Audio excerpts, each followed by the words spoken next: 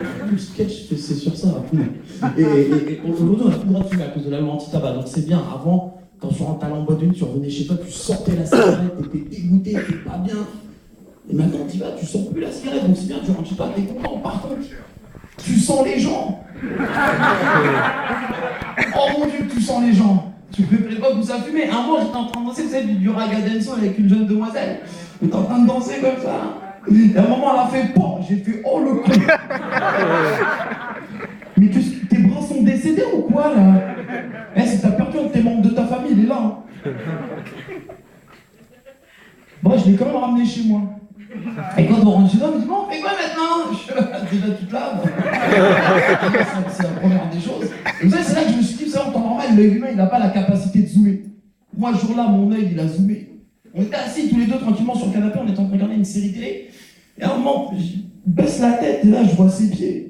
Et en plus d'avoir des pieds, des ongles en merisier, elle avait 10 pouces, on n'avait pas 5 pouces, elle avait 10 pouces, et sur le pouce qui était plus vers là, il y avait des cheveux dessus. C'est là que mon œil, il a zoomé. Bon. Ah, j'étais dégoûté toute la soirée, elle essayait de me toucher le visage avec. Non, c'est pas mon truc. Je vous jure, les boîtes de nuit, c'est mortel. Parce que moi, j'allais souvent en boîte de nuit avec des mecs de ma cité, des mecs de mon quartier. Et des grands cailles, des mecs, des ouf. Vous savez, il y a un truc super marrant, c'est quand ces mecs sont sous, ils atteignent un niveau que j'appelle semi-dépressif religieux. Oh là là, c'est une merde.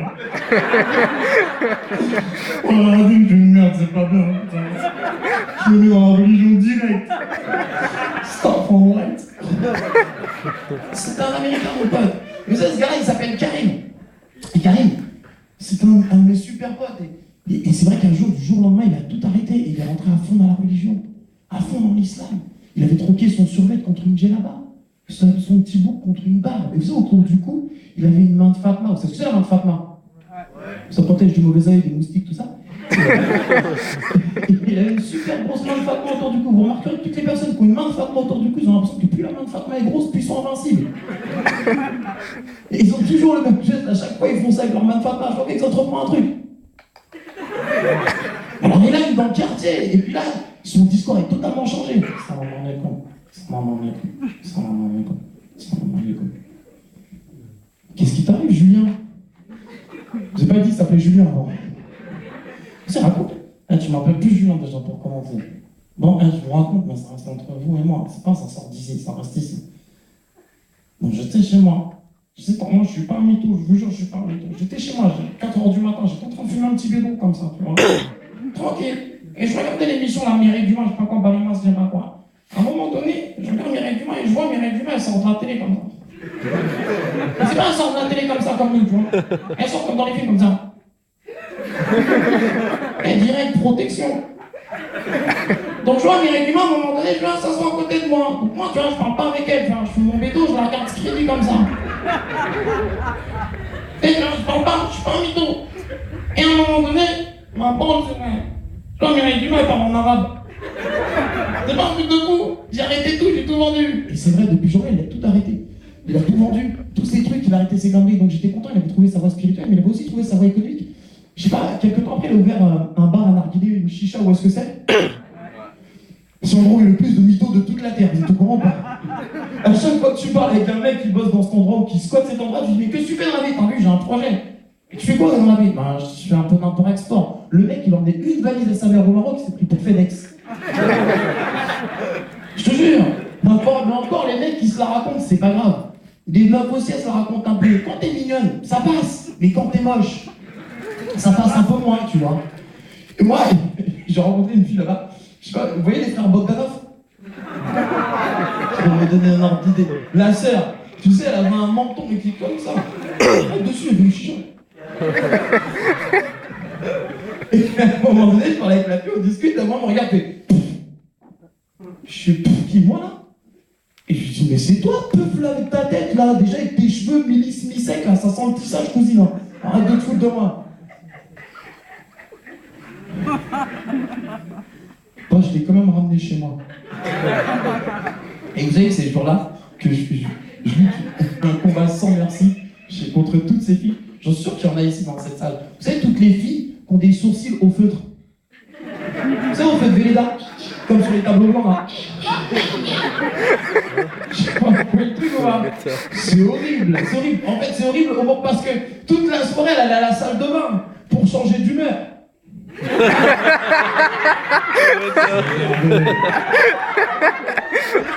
Oh, je suis content. Elle, je vous jure, elle m'a même fait l'humeur, je réfléchis. Elle, le lendemain matin, on a dormi ensemble, je me suis réveillé. Ah, elle fait quoi, mon haleine? Oui, aussi, mais sur le coussin, ton sourcil, là. Il avait déteint sur le coussin, ton sourcil. C'est vrai.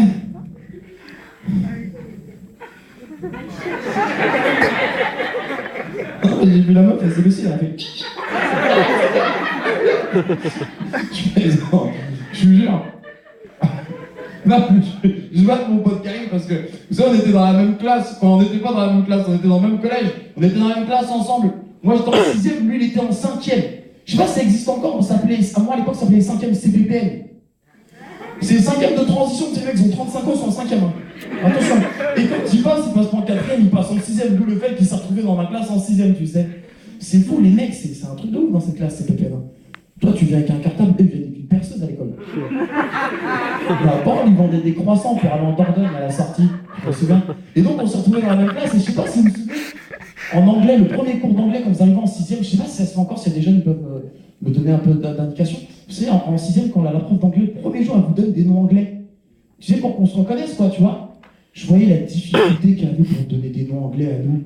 Well, David, your name is David. Okay, well, Vincent, your name is Vince. Tariq and Albert Crime. Bah, your name is Saddam Oussama. C'est quoi ça? C'est une américaine, ma prof. Et je sais pas si vous vous souvenez aussi, au collège, c'est là où on commence à prendre conscience aussi du matériel scolaire qu'on a.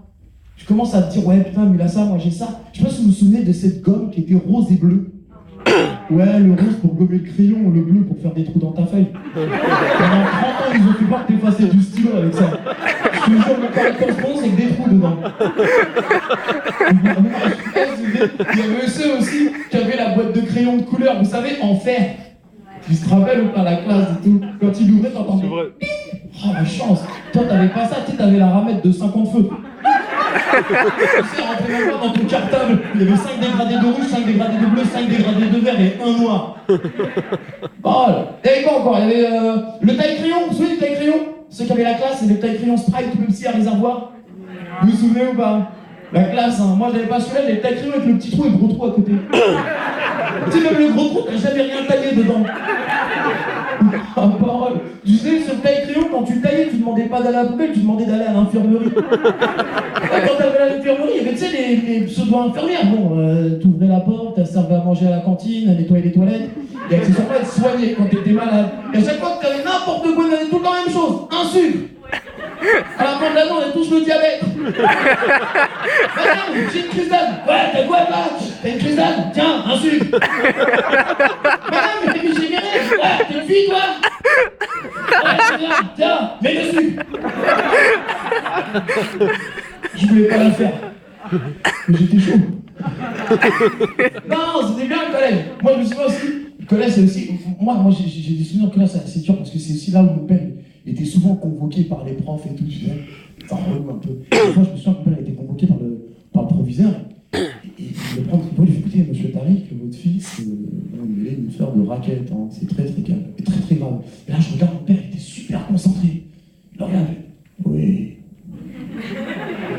T'inquiète pas, je vais m'en occuper. Je vais m'en occuper, il y avait 4 i à la fin. Ça veut dire que t'es mort. T'es mort. Je te jure. En plus, c'est vrai que je me suis dit, mon père, avec le proviseur, je me suis dit, c'est fou, mais je sais pas si vous avez le même père que moi. Pourquoi les parents, à chaque fois qu'un mot dépasse 3 syllabes, ils enlèvent toujours la première syllabe? Comme j'ai réfléchi, t'as bien, j'ai fléchi. Alors, après, il devient oui.